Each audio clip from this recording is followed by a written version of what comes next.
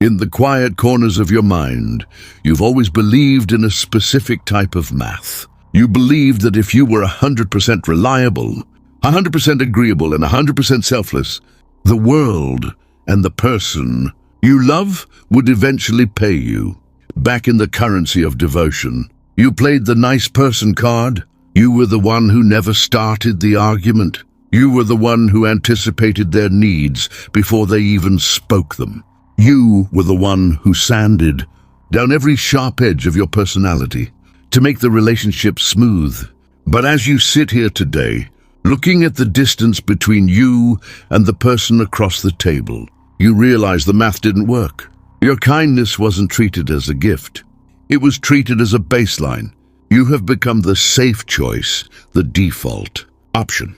By being nice, you inadvertently signed an invisible contract that said, "My needs don't matter, as long as yours are met." The tragic error of the nice person is the belief that love is a reward for good behavior.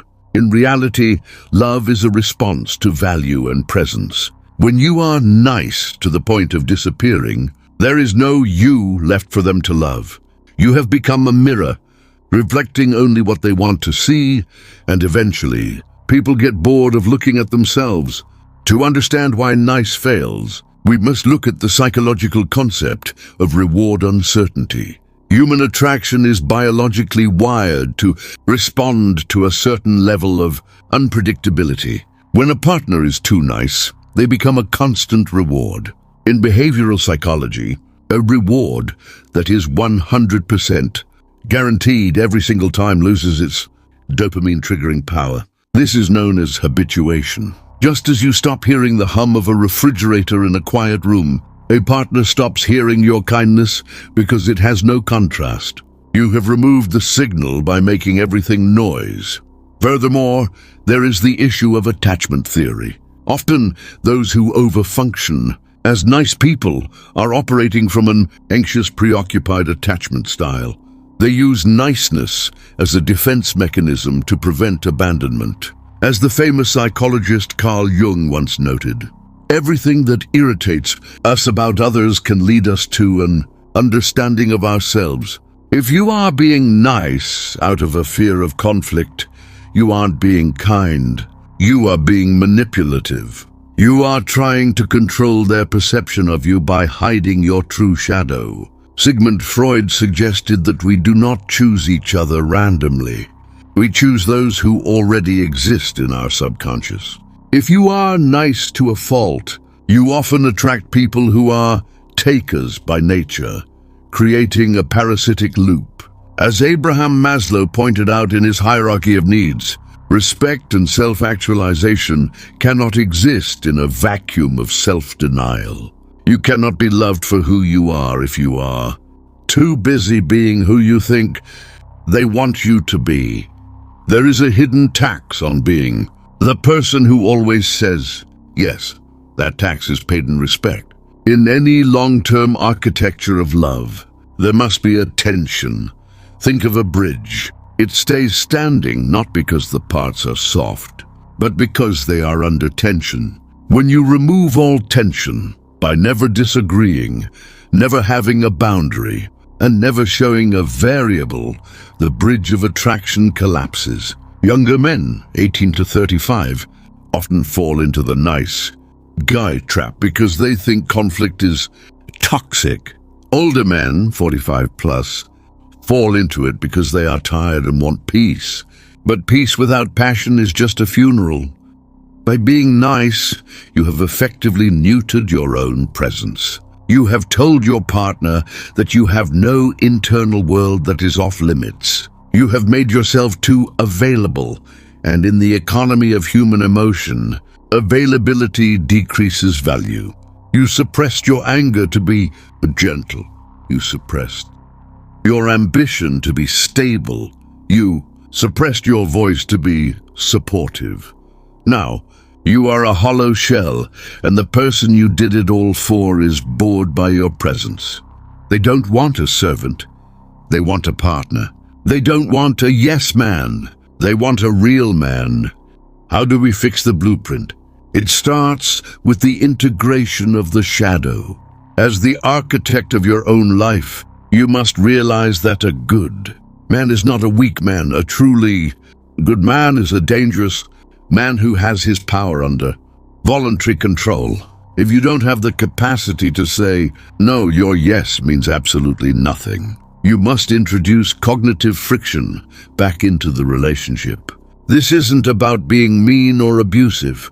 It's about being solid. It's about having a hard edge that people can lean against. When you stand your ground even on something small, you remind your partner that you are a separate entity with your own gravity. You stop being a moon reflecting their sun and start being a sun yourself. This is the abolition of the safety net. You must stop being a guaranteed resource. The moment you stop being 100% predictable is the moment you become visible again. Value is determined by scarcity. You must begin to redirect the stream of provision back toward your own growth, your own health, and your own forgotten ambitions. From an evolutionary perspective, a social group or a couple survives based on its ability to navigate threats. The nice person makes an existential error by attempting to remove all conflict and achieve total consensus. While this creates a temporary facade of peace, it signals to the subconscious of the partner that the relationship has no adaptive capacity. If you never disagree, if you never challenge, and if you never introduce strategic dissonance, you aren't creating stability. You are creating biological boredom. Your partner's limbic system, the part of the brain that manages survival and attraction, cannot differentiate between a constant, agreeable partner and a wall. Both have a predictable utility, but neither requires active engagement, respect, or protection. You have effectively made yourself an inanimate object in their environment. Furthermore, we must address parental transference. Often a man who is too nice is subconsciously reenacting a dynamic with an emotionally unavailable or overly critical parent. You were still trying to earn a love that should have been given freely. You are a builder who is using obsolete blueprints from your childhood to construct your adult relationships. You believe that your niceness is a moral virtue, but it is actually an emotional defense mechanism designed to keep you safe from criticism. True intimacy requires the risk of conflict, and by avoiding conflict, you have guaranteed that your relationship remains shallow. You have spent your life providing a safety net for everyone else, only to realize that you are the one falling. The era of the nice person ends today. You are shifting from the service level to the architect level. Remember, the Archon does not retire from his power. He refines it. Your kindness should be a choice, not a requirement. It should be a gift you give from a position of strength, not a bribe you pay from a position of weakness. Look into the mirror. The man you see there has spent years building rooms for everyone else. He built a kitchen for his family, an office for his boss, and a garden for his spouse. But he forgot to build a throne room for himself.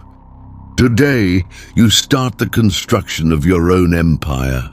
Redirect your loyalty from those who take it for granted and give it back to the one person who has been waiting for it for decades, yourself. When you respect yourself enough to be real, instead of nice, the right people will finally see you. And those who don't, they were never meant to live in your mansion anyway. The blueprint is in your hands. The extraction is over. Now go rebuild your authority, architect level.